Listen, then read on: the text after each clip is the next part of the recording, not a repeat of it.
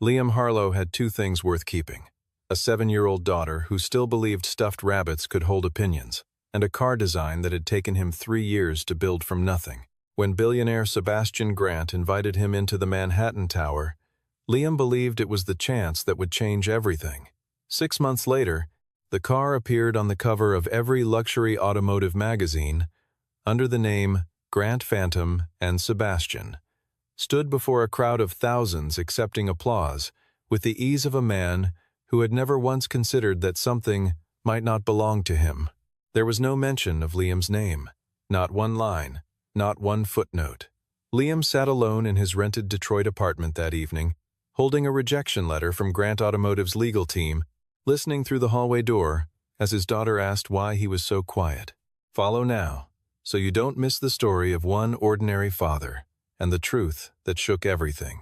The apartment on the 3rd floor of a building near the corner of Woodward and Holbrook was the kind of place that stayed cold 2 weeks longer than it should every spring.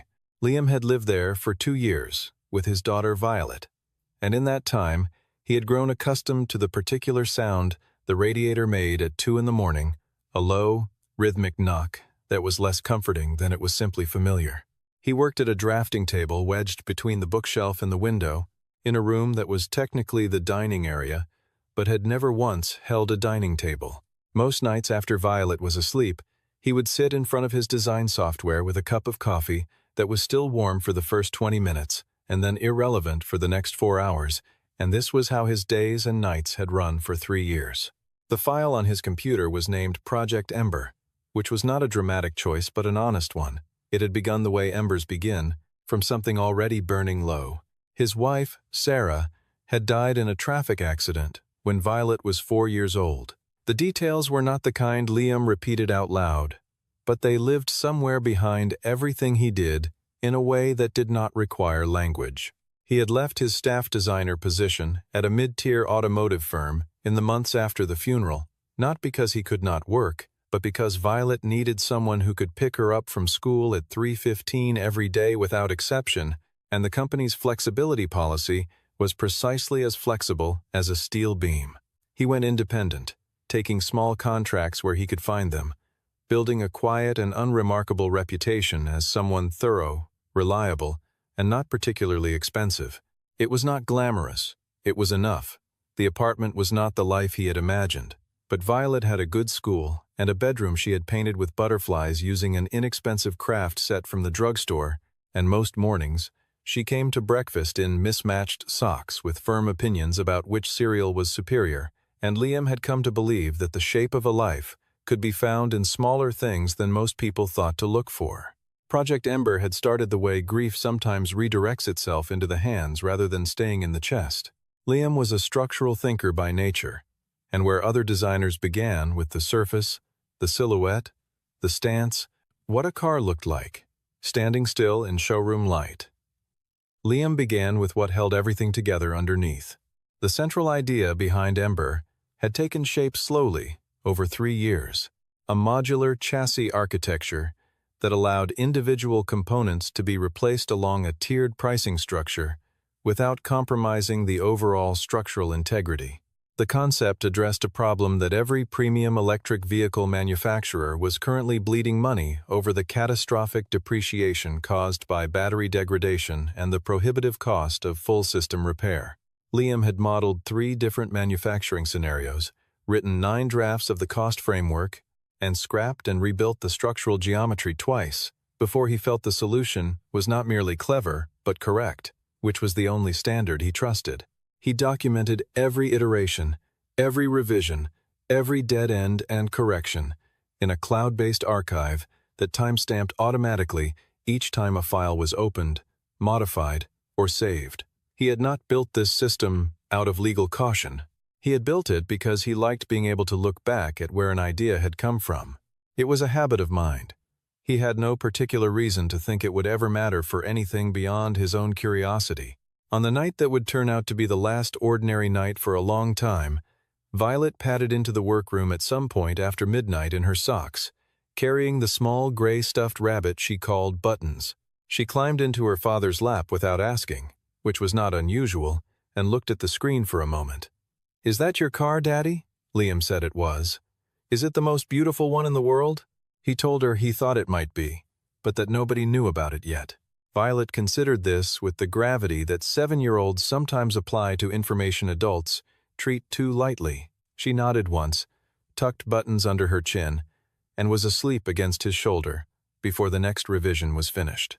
Grant Automotive occupied the top 12 floors of a building on Park Avenue that had been designed specifically to make people feel the correct size when approaching it, which is to say, small. Sebastian Grant had built the company from an inherited mid-market brand into something that showed up on yacht decks and in the driveways of people who were photographed at charity galas. He was 47, physically composed in the way that only discipline and an unlimited clothing budget can produce together, and had a particular talent for speaking in front of cameras that made every announcement feel less like a press release and more like a gift he was choosing to give the world. He had been on the cover of 4 business magazines in the previous 2 years and had a foundation that did work he occasionally mentioned in speeches. He was not, by the standards available to him, a man who needed to take anything from anyone, which is perhaps why it had never fully occurred to him that what he was doing was theft. Connor Reed called Liam on a Tuesday evening in October. They had worked together years earlier at the mid-tier firm, and their friendship had survived. The kind of slow drift that happens when 2 lives move in structurally different directions. Connor had gone into independent consulting, made connections at the kind of industry dinners Liam no longer attended, and generally operated in a world where relationships were currency and information was quietly traded. He called to say that Grant Automotive was in a specific kind of trouble that money alone could not resolve. Their electric flagship program had been stalled for 18 months. The internal engineering team was producing work that was technically competent but conceptually flat, and Sebastian Grant wanted something disruptive, the kind of idea that could announce the company's arrival in the premium electric market with force that no committee could manufacture. Through a contact of a contact, Connor said, there was an opening for an external pitch under a standard non-disclosure arrangement. Grant's people were willing to look at outside concepts. Liam was quiet for a moment. He knew what an unsecured pitch meant. It was the kind of meeting where ideas entered a room and were not always accompanied back out by the person who had brought them. He said as much. Connor told him the non-disclosure agreement would be in place before any materials were shared, that it was standard, that Grant's legal team was professional. There was a pause, and then Connor said, "This is the kind of door that doesn't stay open." Liam looked at the stack of bills on the refrigerator, held down by a coffee mug. He looked at the folder on his computer labeled Project Ember. He agreed. 2 days before the meeting, the woman who usually watched Violet after school called to say she had a fever and could not help. Liam had no backup. He explained to Violet that they would be taking a train trip to a very tall building in New York City, and that while he was in a meeting, she would need to sit quietly in the waiting area with buttons and her library book and not make any noise. Violet agreed with the seriousness of someone who understood that this was important. The 38th floor of the Grant Automotive Tower had a waiting area designed to communicate stability and the particular calm that only comes from spending serious money on chairs. Violet sat in one of those chairs with her feet not quite reaching the floor, buttons balanced on her knees, looking out through the floor-to-ceiling glass at the city below, with the expression of someone doing their best to be impressed. A receptionist glanced at her, then at Liam, and the look needed no translation. Inside the conference room, Sebastian Grant sat at the head of a table long enough to land a small aircraft on. 3 senior directors flanked him on either side, and at the far end sat a lawyer who did not introduce himself and who, over the next 50 minutes, did not speak once. The non-disclosure agreement was presented before anything else. 2 pages, cleanly formatted. Liam read it with careful attention. It was thorough in protecting the confidential information of Grant Automotive. It did not include any reciprocal protection for information that Liam might introduce. He had no personal counsel with him. He signed. The presentation took 45 minutes. Liam did not use the word revolutionary. He did not build toward a dramatic reveal. He walked through the architecture, the structural logic of the modular chassis, the way the component tier system functioned, the calculations behind the depreciation curve, the cost modeling across 3 different manufacturing scenarios. He spoke the way engineers speak when they have lived inside an idea long enough to stop being proud of it and simply know it. At some point in the middle of the third section, Sebastian Grant, who had been listening with his chin resting lightly in one hand and the expression of a man who had heard many things before, sat slightly straighter in his chair. It was a small movement. Liam did not notice it. The lawyer at the end of the table noticed it. One of the directors noticed it. Sebastian noticed that they noticed and recalibrated his posture, returning to his previous attitude of relaxed authority. When the presentation finished, Sebastian extended his hand and said the material was interesting. He said his team would need time for technical evaluation, which was standard, and that licensing structures, compensation frameworks, and timeline would all be discussed after the evaluation was complete. He asked Liam to leave behind the complete file set. Liam transferred the files to a USB drive while the directors watched, then handed it across the table. The drive contained every component of Project Ember, the original CAD drawings, the full structural specifications, the research documentation, the cost modeling, and the development notes written across 3 years of late nights. It also contained something Sebastian's team almost certainly did not register: a folder called Archive, holding the entire time-stamped backup sequence from the cloud system, organized by date, from the first sketch to the most recent revision. Liam had included it by habit, because he always included it when transferring his work, because it was the record of where the work had come from, and he had never had any reason to think that habit would one day be the most important decision he made. Out in the waiting area, Violet jumped down from the chair the moment the conference room door opened. "Did you win?" Liam crouched to her level. "I don't know yet." Violet regarded this answer with measured skepticism. "Buttons thinks you did," she said. On the taxi to the hotel that evening, Liam looked out at the East River. Something in him had not settled, the way a room does not settle after a door has been left slightly open. The silence lasted 3 months.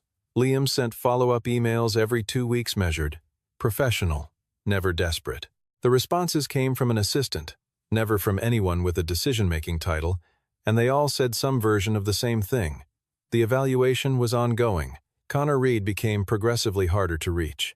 His responses to texts shortened, then came later, then sometimes not at all. Liam noted this without fully naming it. The way a person notes a change in weather they are not yet ready to call a storm. It was a Monday morning in January when the Detroit Auto Show held its annual industry keynote, streamed live. Liam watched on his laptop while Violet sat across the kitchen table eating cereal, buttons propped against the orange juice glass. The stream opened with market projections and announcements from second-tier manufacturers.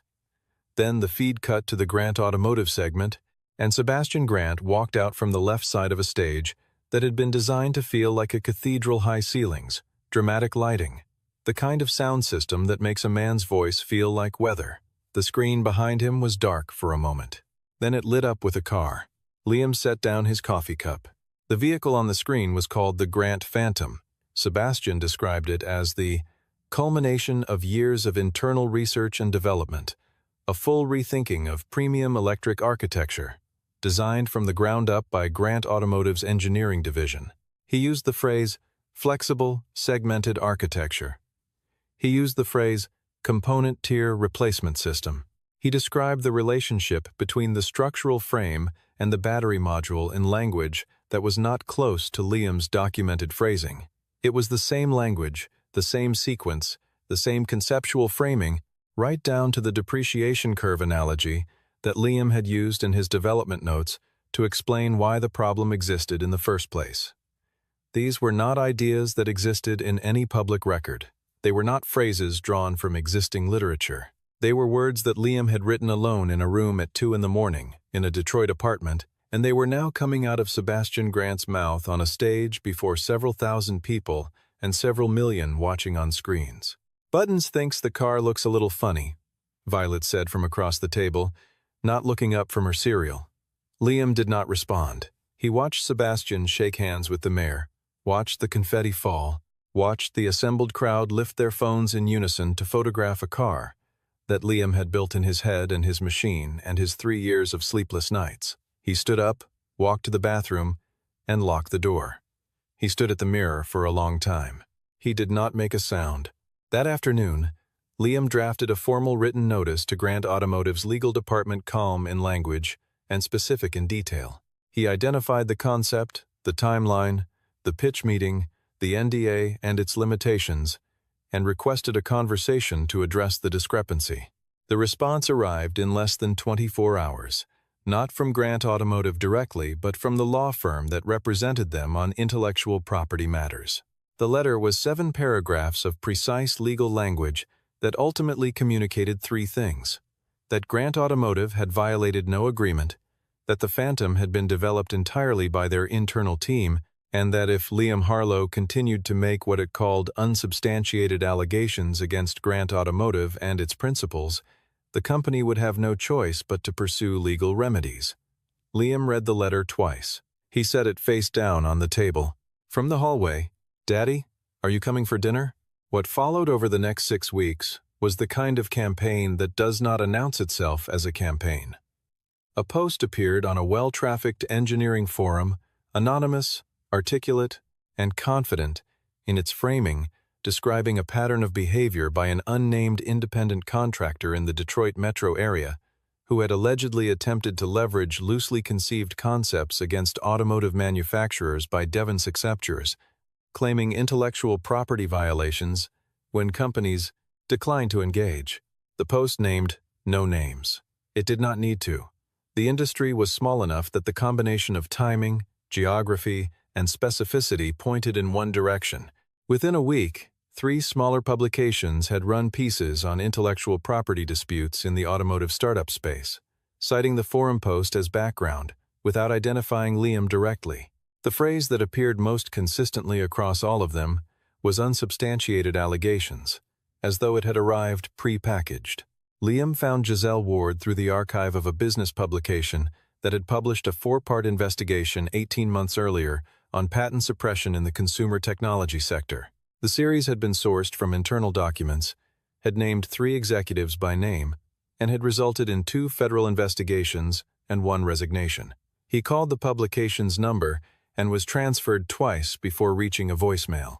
She called back 3 days later. They met at a coffee shop near the Greektown neighborhood on a Wednesday afternoon, and she arrived 4 minutes late, ordered a black coffee, and sat down across from him with the expression of someone who had heard many versions of this kind of story and had learned to be efficient with her initial assessment.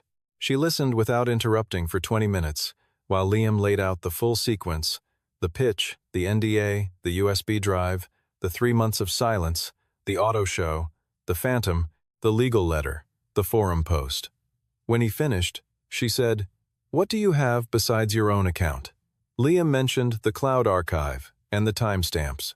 "Can that be produced in a form that would hold up under evidentiary scrutiny?" He did not answer immediately. She looked at him steadily.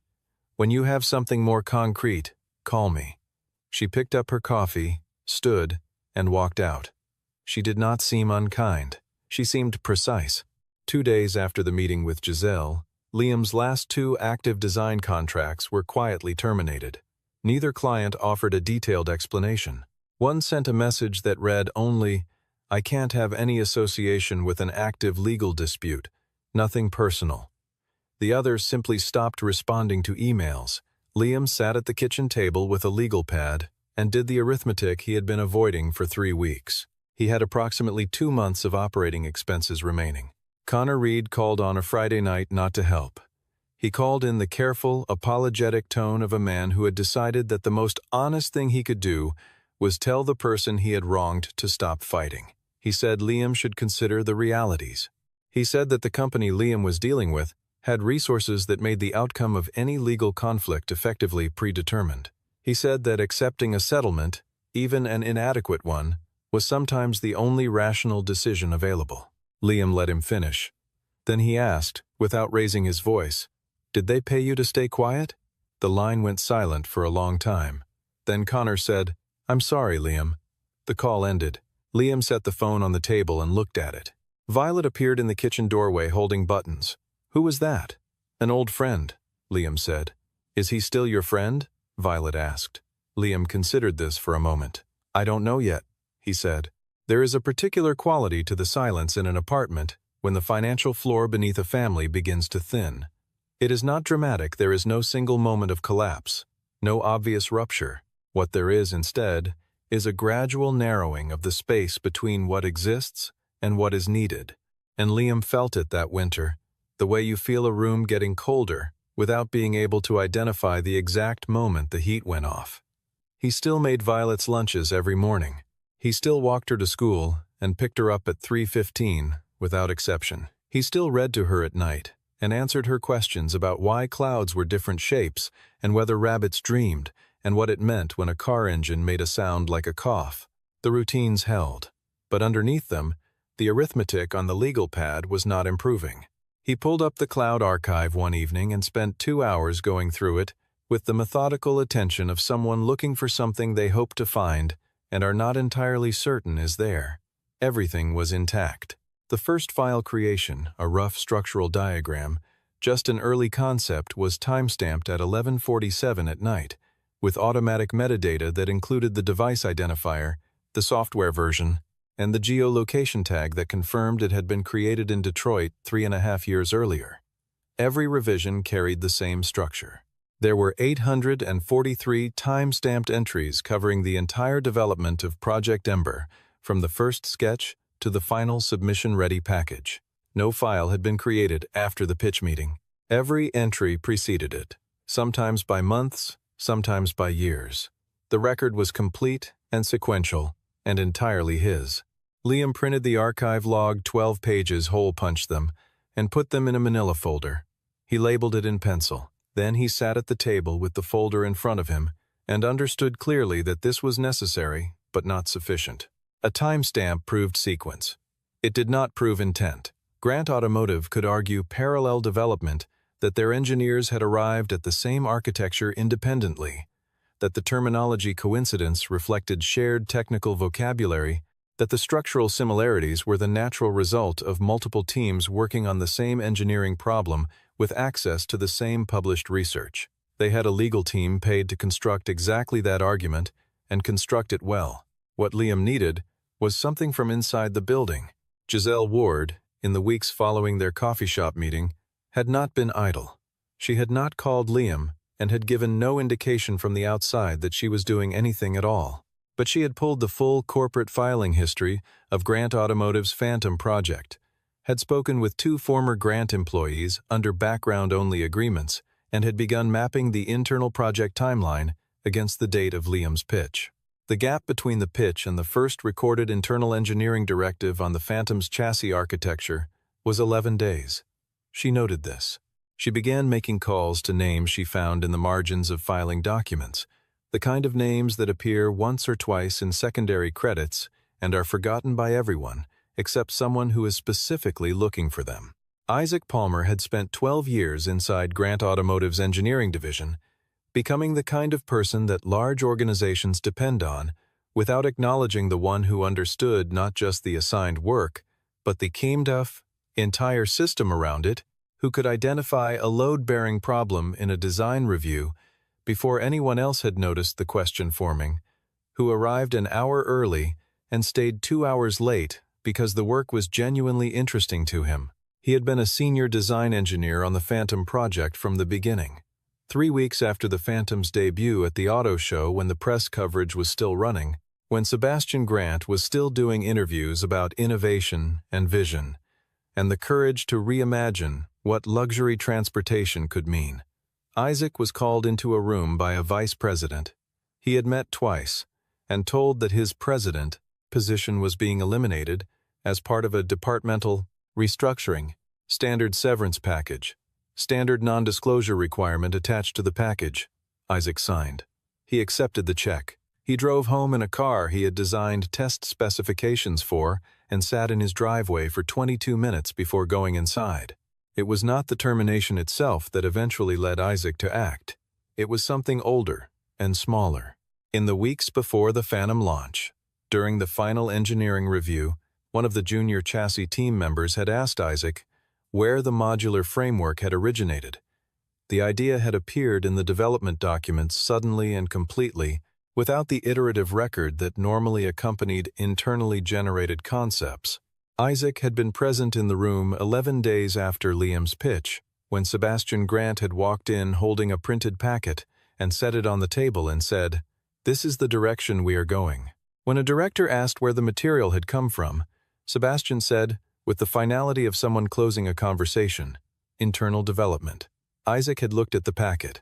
He had looked at the language in it, specific, idiosyncratic, the kind of phrasing that an individual develops over years of working alone inside an idea.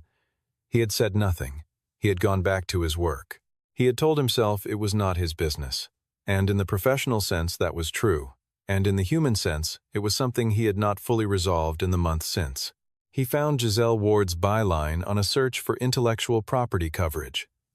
He emailed her from an account he had created for that purpose. He identified himself by his full name in the email, not anonymously, not under a pseudonym, because he had decided that if he was going to do this, he was going to do it as himself. What he provided was a sequence of internal emails from the Phantom's development period, which he had retained in a personal archive maintained across his tenure at the company. Among them was a message sent by Sebastian Grant to the full engineering leadership team on a Thursday morning, 11 days after Liam Harlow's pitch. The subject line read, "Direction from external concept, adapt, and internalize."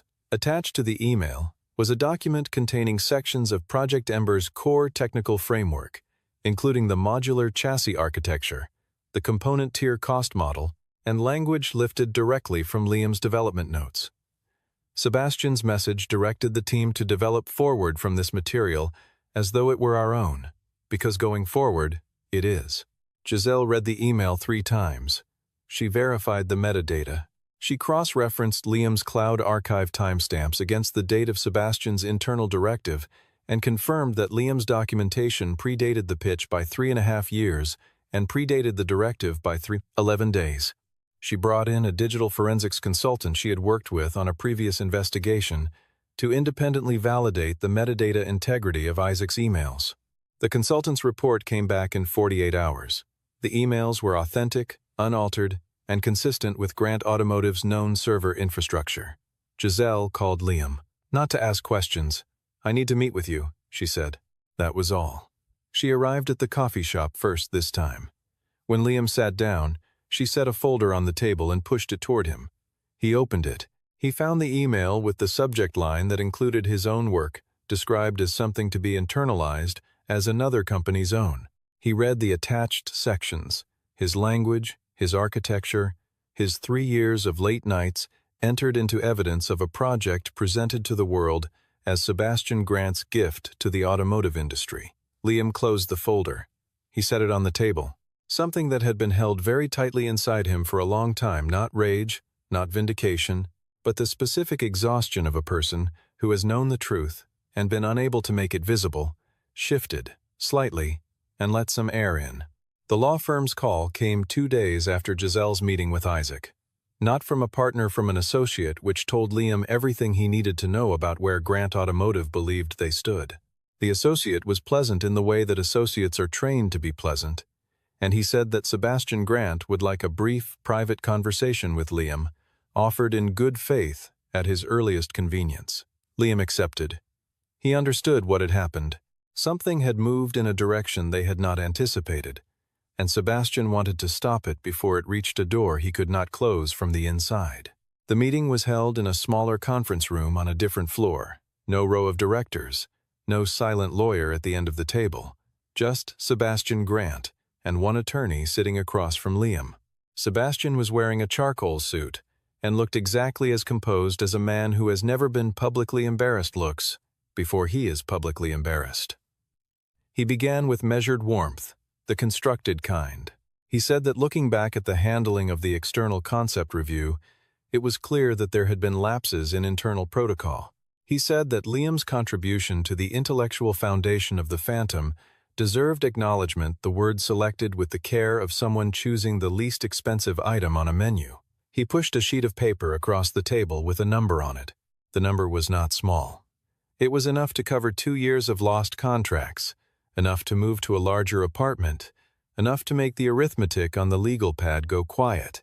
Liam looked at the paper. Then he looked at Sebastian Grant for a long moment. Not with anger, not with the performance of moral authority, just with the steady regard of a person who has already made a decision and is waiting for the conversation to catch up with it. He pushed the paper back across the table without comment. Sebastian's composure developed a small fracture, visible at the jaw. He set his pen down. He said, and the warmth had left his voice completely, "You need to understand what you're walking into. I have 80 lawyers. You are a freelance designer from Detroit with a 7-year-old daughter. I have been in rooms like this one a great many times, and I know how they end. Walk away now, take what is being offered, and this ends here. Fight this, and I will ensure your name is attached to this dispute for the rest of your professional life." Liam stood up. He picked up his jacket from the back of the chair. He looked at Sebastian one more time, not with drama, not with a final speech designed to be remembered, and there was nothing left he needed to prove to this man, and he had known that before he walked into the room. He walked out.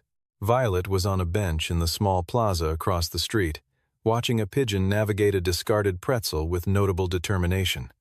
She jumped up when she saw her father coming down the steps. She ran across to him, which she still did even at 7, which Liam privately hoped she would continue to do for as long as was physically manageable. "Done?" she asked. "Done," he said. She looked at him the way she looked at things she was trying to read carefully. "Did you take the money?" Liam shook his head. She was quiet for a moment. Then she nodded, slowly and seriously, with the expression of someone confirming a calculation they already knew the answer to. "Good," she said, "because the car belongs to you." She took his hand. They walked toward the train station. Buttons was tucked under her free arm, ears slightly bent from the afternoon, watching the city go by with the impassive serenity of someone who had never doubted the outcome. Giselle Ward's article, published on a Monday morning at 6 o'clock Eastern Time, timed for maximum reach in the financial and business news cycle.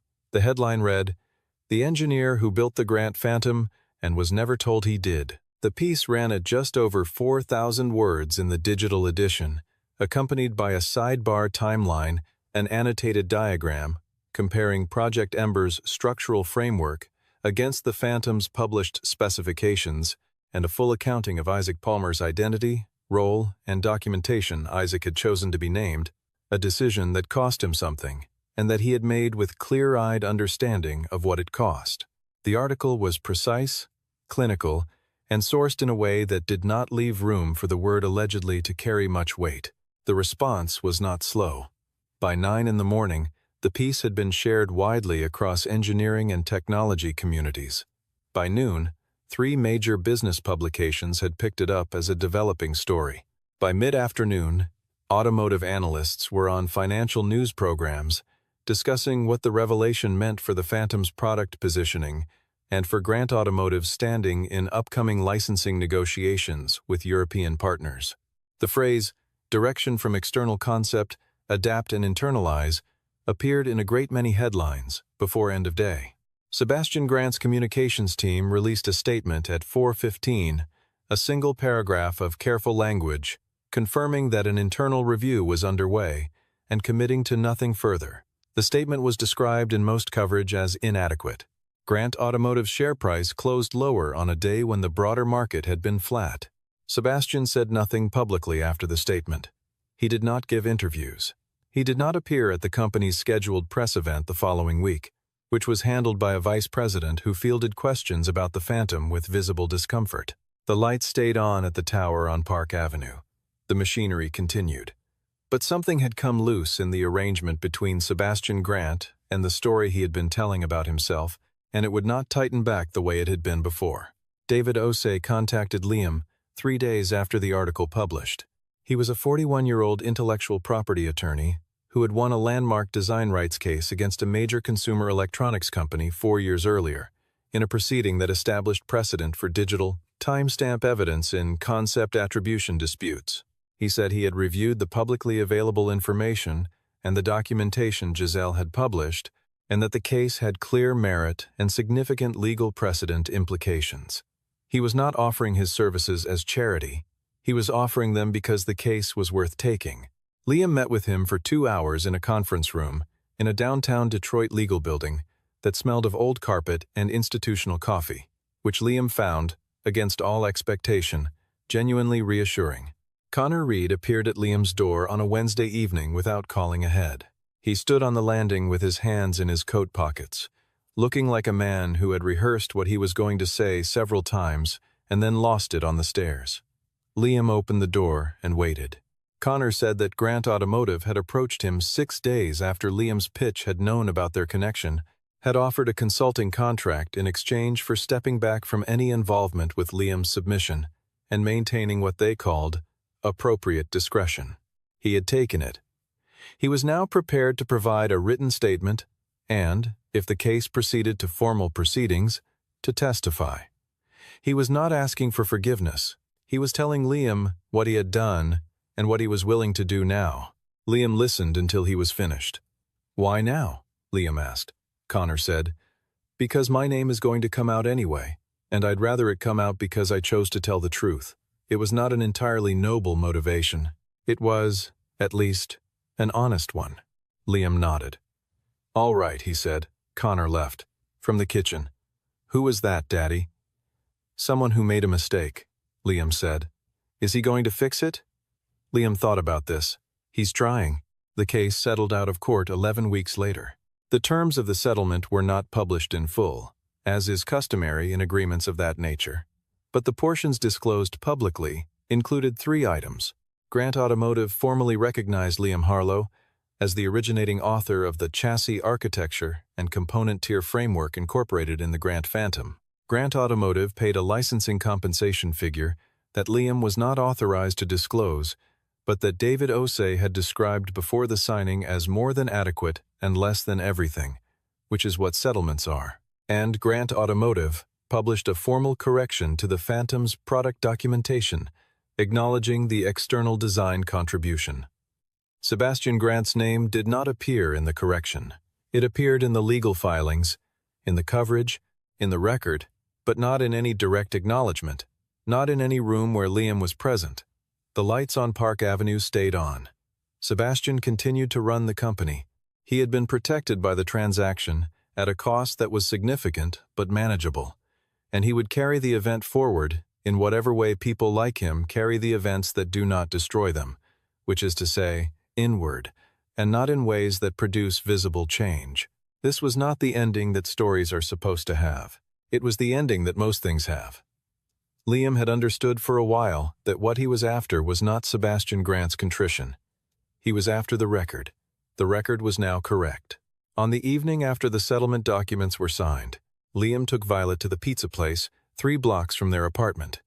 The one with the red-checked plastic tablecloths and the television mounted too high on the wall, and the garlic knots that Violet considered the most important food category in existence. She ate 2 slices with the focused silence of someone doing serious work. Then she wiped her mouth with a paper napkin and looked at her father with the particular directness that she had apparently inherited from some part of her personality that had nothing to do with anyone she had learned it from. "Are you famous now?" she asked. Liam said, "A little bit, maybe." She thought about this. "Does being famous mean we get more pizza?" He said he thought they could probably manage more pizza either way. She nodded. "Buttons says we should celebrate." Liam said Buttons had good instincts. Giselle Ward sent a message the following morning. "Glad it landed right." Liam wrote back, "Thank you." She replied, "I didn't do you a favor. I did my job." He appreciated that she said it that way. 2 weeks after the settlement, Liam rearranged the workroom. He added a shelf along the wall above the drafting table, a low one, within Violet's reach, and she immediately populated it with drawings she had done at school, one small ceramic cat she had made in an art class, and buttons, positioned at the center with the authority of a figure who had earned their placement.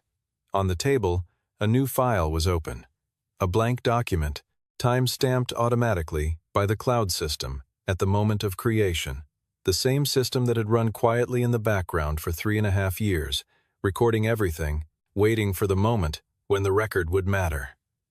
The new file had no title yet. Liam looked at it for a long time. Then he picked up the stylus and began. Violet was asleep in the next room. The radiator made its familiar sound. The apartment was cold in the way Detroit apartments are cold in early spring, 2 weeks longer than they should be. And Liam Harlow, widower, father, engineer, the man whose name was now in the record, drew the first line of whatever came next.